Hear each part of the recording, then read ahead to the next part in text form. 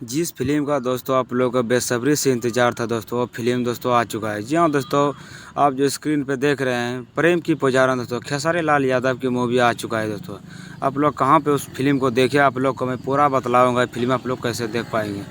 जी हाँ दोस्तों, इस फिल्म में दोस्तों खेसारी लाल यादव और यामिनी सिंह, रति पांडे जी हैं, आप लोग को नज़र सामने आ रहे हैं। जी हाँ दोस्तों, सबसे पहले जाके आप लोग को इस चैनल को सब्सक्राइब कर लेना है। जी हाँ दोस्तों, कैप्टन वॉच हिट ये चैनल है यूट्यूब पे, जाके आप लोग उस चैनल को सब्सक्राइब कीजिए और जाके उसमें देखिएगा फिल्म खेसारी लाल यादव का दोस्तों अपलोड करने से 12 घंटा लगभग हो चुके हैं। जी हाँ दोस्तों, आप लोग को कोई फेक फिल्म नहीं मिलेगा, प्रेम की पुजारा और ओरिजिनल वीडियो इसमें अपलोड किया गया है।